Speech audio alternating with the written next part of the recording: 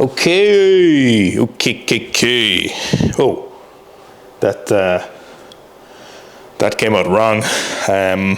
Start of a new training block, everybody. And I think not everyone, that's pretentious. I think a lot of people are wondering what's next. And I think it's the most pressing question is, am I going to try squat more now? And the answer to that, if you've probably inferred from the next training, the fact that I said I'm doing a new training block is no. There's a couple of reasons why I'm not going to squat more right now in this training block, that I'm not going to keep going to progression. And the first one is, psychologically, I need a break. I have been doing this training block since the end of January, approximately. So we started around end of January, start of February. Started with a 210 back squat. But to be fair, I was back squatting once a month. And here we are, start of December, so 11, 10-ish months later. So it's a long training block. Now, most of the training block, half the training block wasn't fully focused on squatting, but a lot of the training block was. So psychologically, I want to do different things for a little while, or not just squat for a little while. So right now, psychologically, I need a break, but also objectively, if I was coaching me, which I am, lucky me, I would take a break here because, to be honest, that was a perfect training block. I smashed a massive PB, a huge, personal goal. It's a very large goal on the kind of human ability to squat things. If I say so humbly, which I suppose people can be the judge of that, but it's kind of what I mean is in that regard, is the fact that objectively, if I was coaching me, I would be like, okay, we need to stop there. Here's a perfect place to stop. This is the most intelligent place to stop, is here. This is perfect. You're only asking for trouble. The worst thing that happened to me is my wrist, which is why I'm rolling this here and now. So, if I'm not going to squat more this training block, because psychologically I need a break, and it just makes sense for me to take a break at this point, because it's a smart thing to do, does that mean I'm going to squat more in the future? Am I going to try squat 320? Am I going to try squat 330 in the future? Am I going to fulfill the prophecy of the great Oracle Toshiki? And the answer to that is, I'm not quite sure. More than likely, yes, I might go for more, I think. It's kind of depends on how I'm feeling. I'm definitely not ruling out. I'm not like, okay, it's 300 and I'm done, which I'm kind of glad, because you might think, okay, after 6 or 7 years of not progressing, now it's kind of because I didn't put the effort in, but still a long time. You might think, oh, okay, so is this it? It's like, is that kind of where you stop now? Is that the big achievement? And do we stop here? And I didn't know the answer to that up until the last couple of weeks. And the answer is, it's definitely not a no. So I'm not like, okay, I'm done with squatting. I'll never try to progress again. But for right now, it's definitely the done thing. I'm finished trying to progress it aggressively now. And I'm going to nip it there and move on to the next part of my training. So the next question, I'm sure a lot of people are wondering, or some of the OG viewers are wondering, is, am I going back to weightlifting? Am I going back to snatch and clean and jerk? So the first part of that answer is I cannot go back to weightlifting right now, because my wrist is fucked. My wrist is really bad. So you might be like, Owen, how did you injure your wrist? I have no idea. The load of the back squat, just that position, seems to have put a huge amount of stress along here. If I didn't know any better, I would say it's probably broken or something. There's a stress fracture in here. It's super sore. I didn't appreciate how sore it was until it slowly got worse over the last 2 or 3 weeks. I've been ignoring it for probably about 6 weeks. I didn't need it. I just put on the straps, or the wrist wraps, and I was like, okay, once the training block's over, I'll address it. But then it got worse. So I cannot hold the bar overhead. I cannot rack a bar without extreme pain. So I can't do weightlifting now. I need to fix this. The answer to to that is, oh, does that mean am I going to go back to weightlifting? Let me do a set first.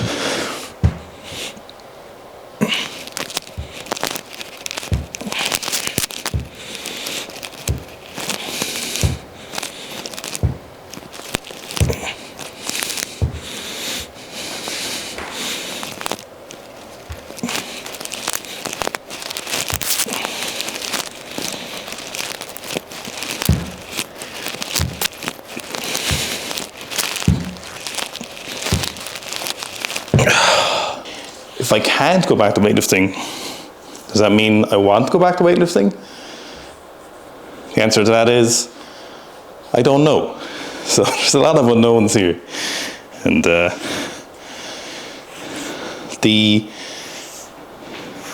if my wrist wasn't really fucked up, I would definitely go do some weightlifting and see. So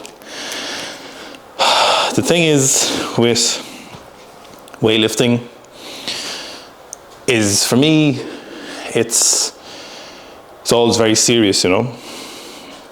And yeah, I could do like recreational weightlifting and, you know, snatch 120s and 30s maybe, and, you know, clean jerk like 160s-ish, kind of just messing around, you know. But it's not what weightlifting's about for me. Like, weightlifting is and was fucking get after it, you know. So I don't think I could truly do weightlifting and be happy with it if I wasn't going for big numbers. But that doesn't mean I'm not going to go for big numbers. So I'm not done with weightlifting, I don't think, at least. But right now I can't, and I don't particularly want to push anything crazy. For me, do I want to do a big clean and jerk PB or a big snatch PB more likely? Possibly. I feel like I have a lot of progression left in weightlifting if I want to make it, but it's a huge commitment. You know, that squatting training block took up a lot of this year. A lot of my mental focus outside of family and work was taken up by that weightlifting training block, as has pretty much all of my adult life. And there's not a problem with that, but it's a different kind of intensity, you know. And squatting is one thing, coming into the shed and squatting it, you know, many sessions I started at 9:30. Coming in and starting at 9:30 or 9 o'clock on a winter's evening, squatting is fine because once you get at it. But to do 2 hours of weightlifting, like I'm sure I could progress 5 nights a week weightlifting, but they'd be long sessions, be an hour and a half, 2 hour sessions realistically. It's a big commitment, you know.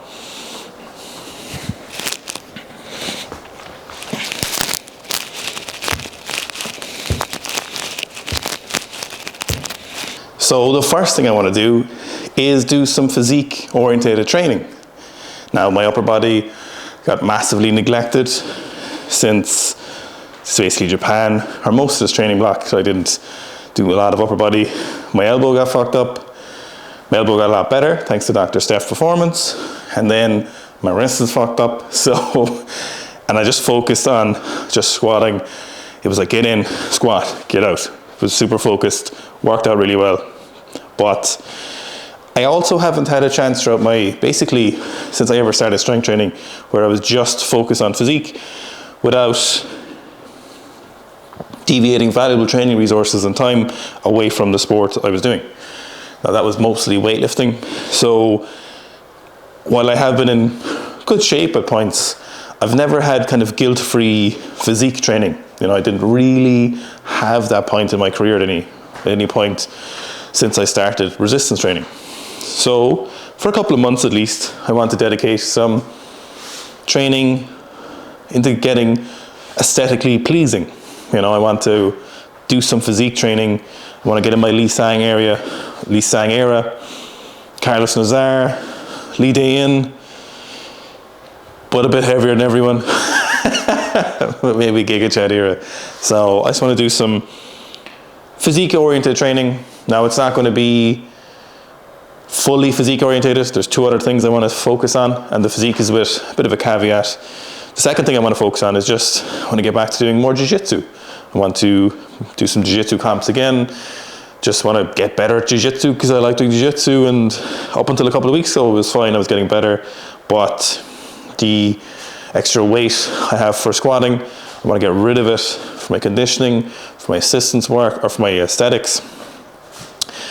And the third thing I want to do is I want to do some sprinting. I used to be pretty fast when I was younger. Essentially, just around the time I started strength training, I had a 40-yard dash in the fours. It was the late fours. It was like 4.8 or 4.9, but I was like 17 at the time, maybe 18. I was very new to strength training and just reasonably fast. So I'd kind of like to just see, no crazy goals or anything, but I would just like to do some 40 yards, 60 meters, some 100 meters, and just see where it ends up. You know, not do anything crazy. I don't have any major expectations, but I just want to see what it's like. I want to do some of that sprint training, probably twice a week. Obviously that's good for my jiu-jitsu, it's good for my physique, and it'll be good for weightlifting if I go back, or if I go back squatting again, or it'll be good for all of that. So all of those three goals do combine nicely. Power to weight ratio is better, conditioning will be better, intimidation factor will be better if I do no-gi, for example. Okay, let me do a set. Actually, let me add some weight. Now, you might be like, why am I doing these ghetto rows? These ghetto rows are purely because I don't have any heavier dumbbells. I have these dumbbells and I have this dumbbell and this kettlebell. That's all I have. So we are doing some towel rows. Does that help with the gi? I don't really have grip problems, to be honest with you. It's not an issue. I have a jiu-jitsu problem, but not a capacity problem.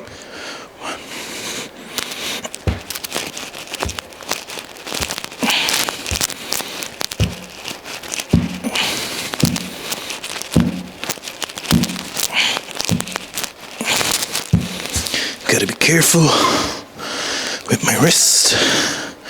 No exploding, please.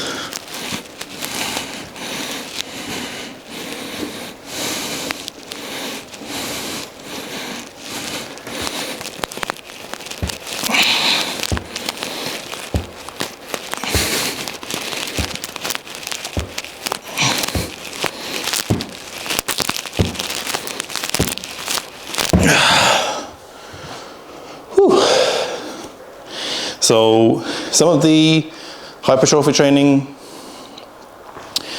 is a bit with a caveat. So I don't want to do the best hypertrophy training that is the best movements for purely hypertrophy.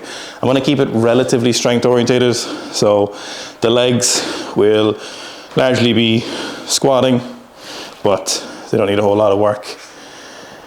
RDLs or stiff-legged deadlifts, and then some single leg work. So nothing crazy, very low exercise selection. For my upper body, I'd like to do some weighted dips and some weighted pull-ups or weighted chin-ups, mostly because I want to progress those two as well and just see and train them in the hypertrophy style fashion for the upper body work. But it'll be mostly rowing, again, pull-ups, chin-ups. I need to set up somewhere to do chin-ups and dips here. A little bit of welding is in order. And then, you know, barbell rows, pressing, not a whole lot of pressing, other than probably some weighted pull-ups, or sorry, weighted push-ups, weighted dips. If I can fix my wrist in a timely fashion, some strict presses, no benching. Well, it would be nice to go benching. I don't think I would like to push my shoulders that far in terms of benching, as it, you know, if you want to push it far, it does negatively affect the overhead position. No matter how much counter work you do, no matter what anyone tells you, maybe you could do enough for sure, but I don't want to push my bench, have to do a load of assistance and corrective work to maintain a good overhead position. So the training week will be structured as 2 jiu-jitsu sessions, maybe 3, 2 squatting sessions, or kind of lower body sessions with the squat, 2 to 3 upper body sessions, and then 2 to 3 track or speed sessions. So I'm going to start off with hill sprints as I lose weight. Obviously, probably going to cut 7 to 8 kilos, so get close to or at 100 kilo body weight, and maintain my squat as best as possible with 2 squat sessions a week, which should be loads, which I envision would probably be somewhere around, I think 270 should say they're pretty reasonable without going crazy. So I won't be pushing the squats and anything crazy. So I'll, maybe some top singles the odd time, maybe. So moderate volume. So nothing crazy, just staying in touch with those weights and not letting go of them. Then I'll be doing cardio essentially 5 nights a week. So that's not including the conditioning or the sprinting sessions, and not including the jiu-jitsu sessions. So lots of cardio. Cardiovascular base is good, but weight is heavier. So 108 to 110. Legs are tired. Systemic fatigue is high. So my capacity is low at the moment due to sheer fatigue, which is fair. If you got hyper specific with your goals, you got to expect high levels of fatigue. Towel rows, I don't rate them highly. If you have a really weak grip for a gi related sport, so if you're judo or jiu-jitsu, they're okay. I don't really give my athletes them. I don't particularly care for them that much. I'm just doing them because straight bar rows hurt my little wristy poos, my little owie poos. And it's the easiest way to load up single arm rows currently until I buy more dumbbells as a business expense for social media. So these I love horizontal rows. So standing bent over rows, fantastic, but horizontal rows are great. If you want to build up your back for anything, front squats, back squats, weightlifting, powerlifting, if you can do seated cable rows, chef's kiss. Seal rows, seal rows. Dumbbell seal rows, the best. 45-degree inclined seal rows, the best. It's just kind of hard to set them up sometimes. But these are great. A little pause at the top, long stretch. It's good for the shoulder range of motion. Gets the scapula moving. I like a little bit of rounding at the top, at the end. So let my back straighten out a small bit. Nice free range of motion. Scapula keeps it nice and fluid. Treat the tissues well. Be good to it. So the main goal with the hypertrophy or the method of progression is going to be higher volume training for higher reps and push them mostly for weight, and then hopefully that should take me near enough failure near the last few sets. There's also a third kind of aspect to the hypertrophy training, and that's because we've 2 big projects for the app, for Seek Strength app. One of them, it's actually 3. One of them is pretty far out. We would definitely be first to market with that. That's a huge project. I absolutely cannot tell anyone about that, because not to build up hype, but because I don't want any competitors knowing. Or we don't want any competitors knowing. Second project would also be first to market with that style. We don't want to tell anyone either about that. That's not that far away. And that one is going to be so fucking cool.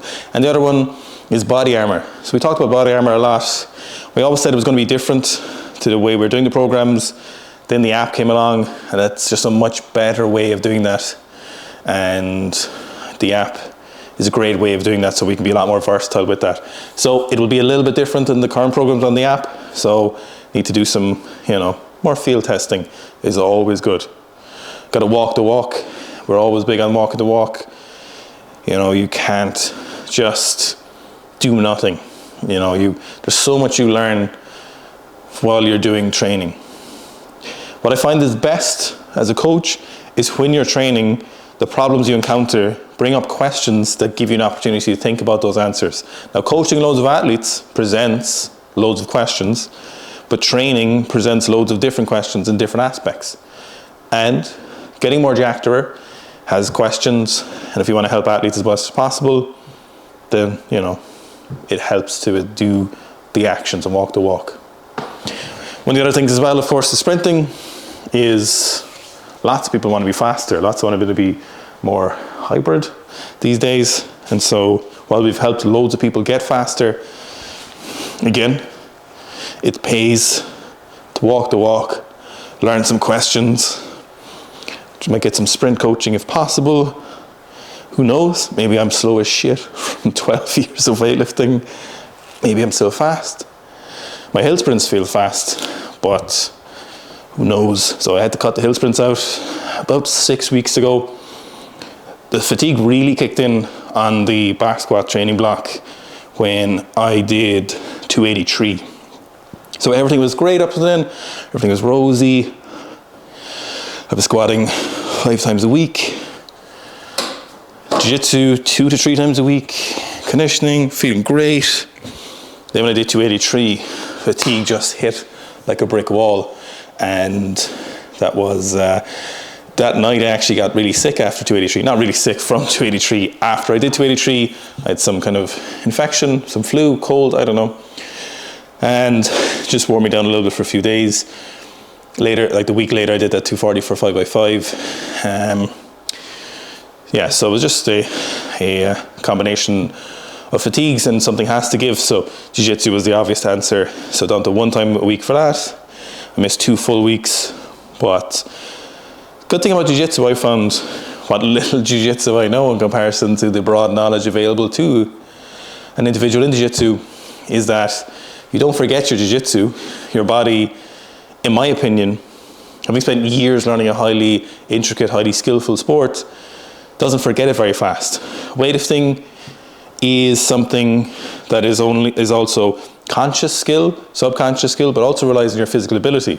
Jiu-jitsu, of course, relies on your physical ability, but in my opinion, most things in jiu-jitsu are relatively straightforward when it comes to capacity. You don't need to be highly unique in most capacities that, you know, I possess most of those. You know, speed, body awareness, you just have to learn them, the right situations. If you practice them enough, they retain pretty well from what I've seen. Pretty well, you know. I'm not saying I am a master or anything, but in comparison to maintenance of the skill as a snatch, clean and jerk, maintenance of skills in jiu-jitsu is a bit more straightforward. However, that doesn't mean it's easier to be better at jiu-jitsu. So jiu-jitsu could take a bit of backseat. So we do a little bit of shoulders. So I like lateral raises. Glute raises are good, but they're kind of a mobility or range of motion as well as shoulder raises. You know, at the top range of motion isn't strictly necessary if you're just looking for some deltoids. But as I say, if my wrist wasn't killing, I'd probably do them.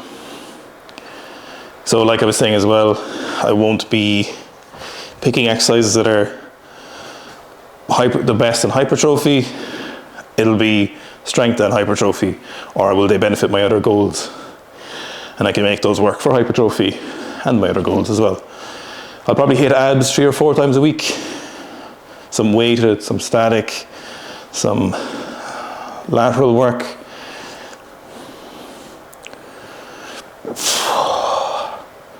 You know, not to talk schmack on bodybuilders, but like they hit the gym and they're like going to war.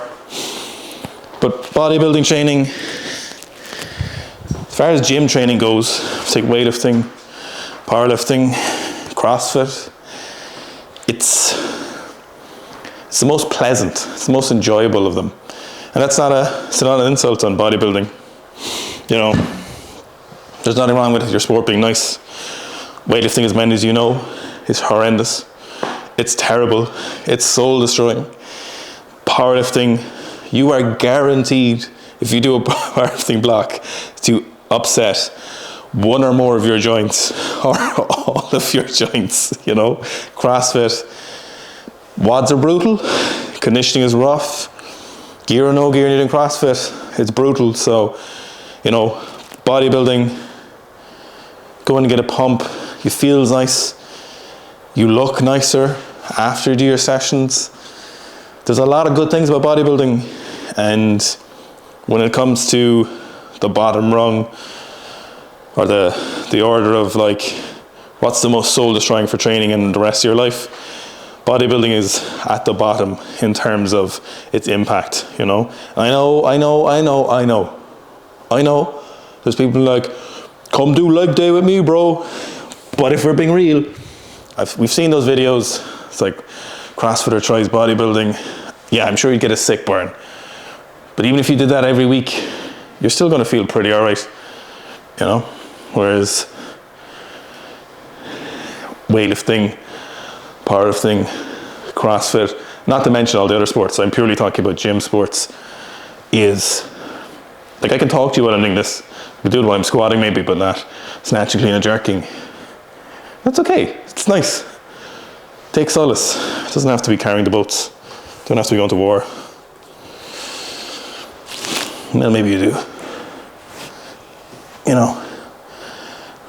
And then, on top of that, if you're doing bodybuilding on gear, it's like the most enjoyable aspect of anything. Weightlifting on gear, go watch the Bulgarians. Powerlifting on gear, it's rough. Doable, but you know, the dosages bodybuilders have to take, powerlifters have to take is massive. But you can have a nice physique, seen it. If I do some no-gi camps, you want to be intimidating. Or maybe it's better if you're not intimidating and you just fuck people up. You know, you got like a little belly and you're just kind of like, you know, it's like overflowing and it's kind of rolled up here. Maybe I should just get fatter and stop lifting. That'll be the one. Okay, so he's on the rows, horizontal pulls, shoulders. It's nice. Okay, I'll finish with some abs. One more set of these each. Hope you like these longer videos. Nobody say Sam Sulek. I was making training vlogs before Sam Sulek even touched the weight. First YouTube video was like 10 years ago? No, more, 2011. First one Clarence put up. Actually, Clarence put up the first one. I was doing like a 160 deadlift. I'm so glad those training videos haven't gone out of fashion. I'm glad people like Sam Sulek, that people just want to see people train. That's so fucking, that's wonderful. As I saw from the Journeys 300, so many people are invested. And thank you so much to everyone again. You know, informational videos are lovely and we love making them. But when you train so much yourself, you know, you want to use it. You want to show people. And then there was kind of, you know, more Playstore dates rise, and Greg Duchatz, and if we're taking like big fitness YouTubers, and they didn't do any training, or as far as I know, they didn't do any training on video. And people like Max Tuning hardly ever posted his training. Not that I love his strength training. It's kind of how I got into him. But and I still watch a lot of Max Tuning. But you know, lots of people don't make performance outside of bodybuilding. Not about people document their training. So I'm still super glad that's in fashion. Okay, so I'm going to finish with some side bends. I love a good side bend. Hey, hey.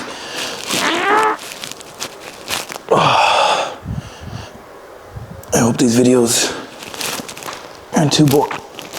I hope I like the chatter.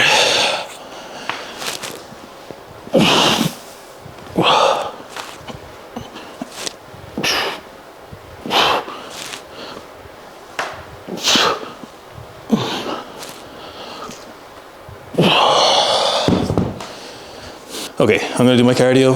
Hope you enjoyed today's video. Okay,